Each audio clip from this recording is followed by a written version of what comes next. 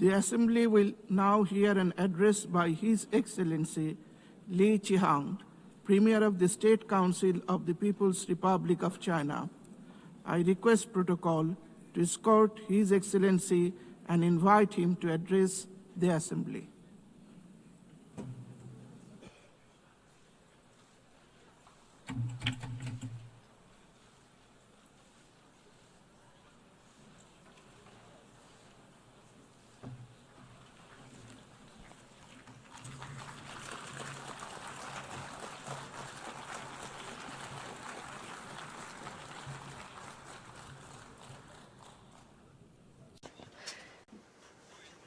Mr. President, colleagues, ladies and gentlemen, this year marks the 80th anniversary of the victory of the World Anti-Fascist War. It is also the 80th anniversary of the founding of the United Nations. 80 years ago, fascism was defeated in fearless battles by countless heroic men and women around the world.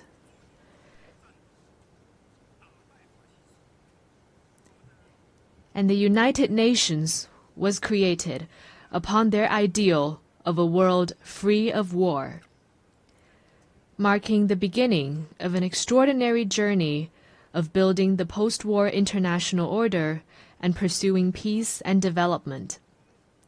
The past 80 years have been tortuous but purposeful. Today, the UN is the world's most universal, representative, and authoritative intergovernmental organization. With an international system centered around the UN and an international order based on international law, human society has realized overall peace and achieved unprecedented levels of development and prosperity.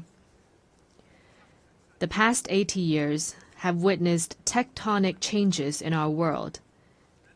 Straddling 2 centuries, this period saw human society leapfrog from the age of electricity and computers into a digital intelligence era. While the world we live in has changed enormously, the ideal of making it a better place remains unchanged.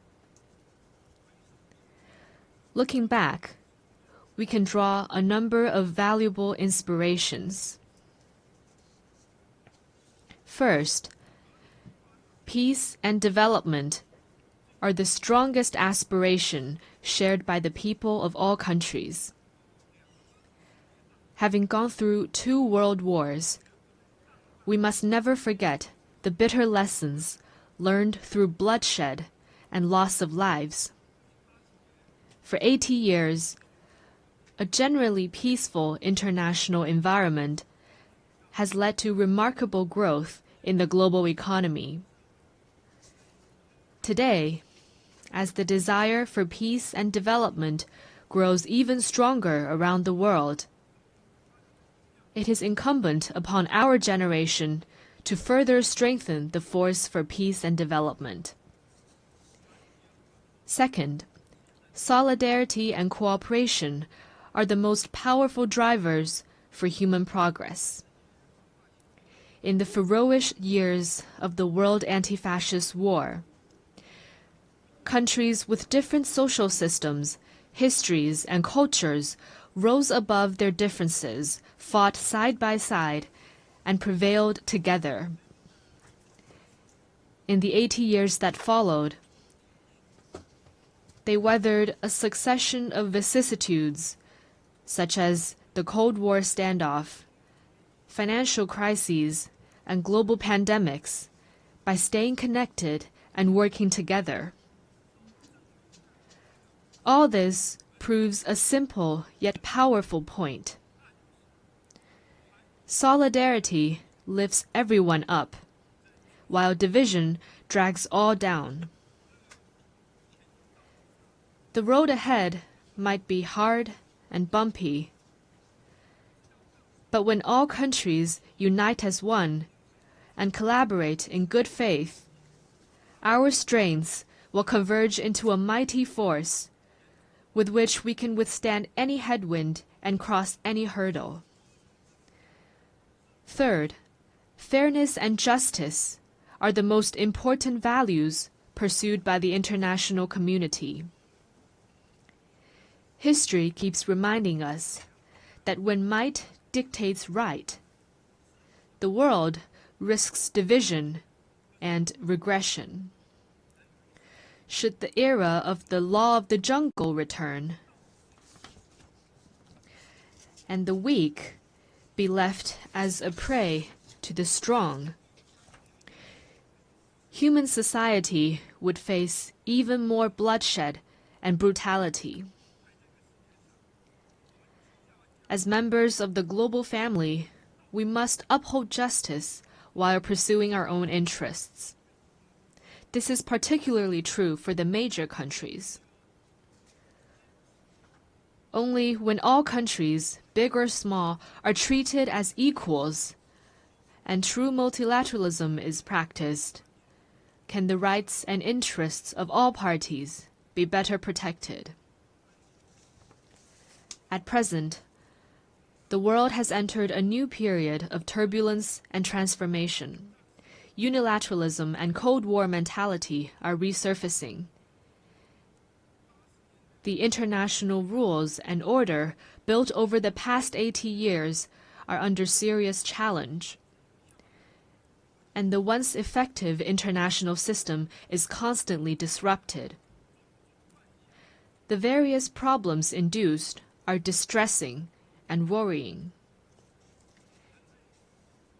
Humanity has once again come to a crossroads. Anyone who cares about the state of affairs in the world would want to ask, why couldn't we humans, having emerged from tribulations, adopt a greater sense of conscience and rationality, and treat each other with kindness and coexist in peace? How could we, in the face of deplorable incidents such as humanitarian disasters, turn a blind eye to atrocities that trample blatantly on fairness and justice and sit on our own hands? How could we, when confronted with unscrupulous acts of hegemonism and bullying, remain silent and submissive for fear of might? And how could we let the ardent passion and dedication of our forefathers in founding the UN simply fade into the pages of history?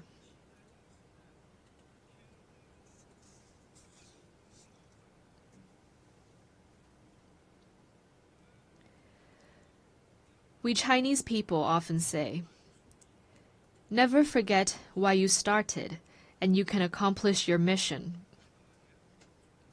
Arriving at the UN headquarters this time, I saw over 190 national flags lined up in front of the building and fluttering in the breeze.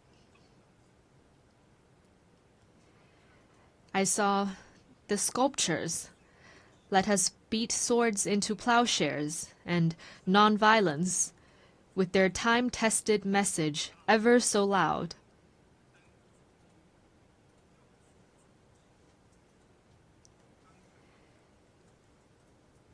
And I saw staff members from different regions, of different races, and with different skin colors, working in collaboration for the common goals of humanity. What I saw got me thinking. Those people, objects, and scenes that embody peace, progress, and development are exactly why we choose to commemorate victory. They are also what inspires us to forge ahead, hand in hand.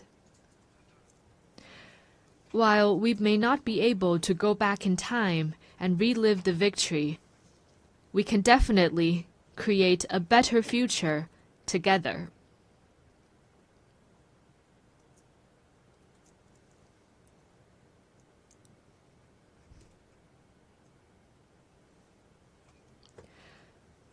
As a founding member of the UN, China has all along taken an active part in global affairs and worked for the betterment of humanity. Over the years, President Xi Jinping has put forward the vision of building a community with a shared future for humanity, the Global Development Initiative, the Global Security Initiative, the Global Civilization Initiative, and the Global Governance Initiative, sharing China's wisdom and solution for navigating global transformations and overcoming pressing challenges. In particular, the Global Governance Initiative, proposed at the Shanghai Cooperation Organization Tianjin Summit at the beginning of this month, underscores the principles of adhering to sovereign equality, abiding by international rule of law, practicing multilateralism, advocating the people-centered approach, and focusing on taking real actions. It points the right direction and provides an important pathway for building a more just and equitable global governance system.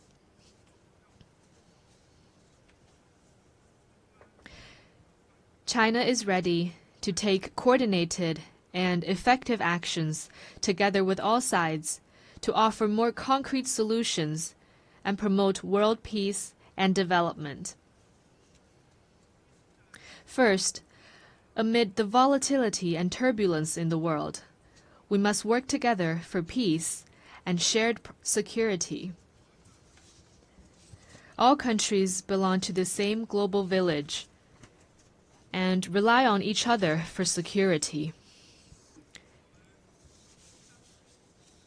We should uphold the vision of common, comprehensive, cooperative, and sustainable security, and respect the legitimate security concerns of all countries. We should settle differences and disputes peacefully through dialogue and consultation. Persisting in camp-based confrontation or willful resort to force only drives peace further away. China has all along acted as a staunch defender of world peace and security. China is the second largest contributor to UN peacekeeping budget and the largest provider of peacekeepers among the permanent members of the Security Council. China has been working actively to promote peace talks on hotspot issues such as the Ukraine crisis and the Palestinian-Israeli conflict. China will continue to play a constructive role in promoting the political settlement of hotspot issues. Second, amid sluggish global growth, we must reinvigorate cooperation and pursue win-win results. A major cause of the current global economic doldrums is the rise in unilateral and protectionist measures, such as tariff hikes and erection of walls and barriers. We should collaborate more closely to identify and expand convergence of interests, promote universally beneficial and inclusive economic globalization, and help each other succeed by moving forward in the same direction. China has always been a key driver of global common development. Over the years, the Chinese economy has maintained steady development, contributing around 30% to global economic growth. China has consistently opened its door wider to the world. It has lowered its overall tariff level to 7.3% and remained the world's second-largest importer for 16 consecutive years. China has also advanced high-quality Belt and Road cooperation with over 150 countries. Currently, China is taking solid steps to promote high-quality development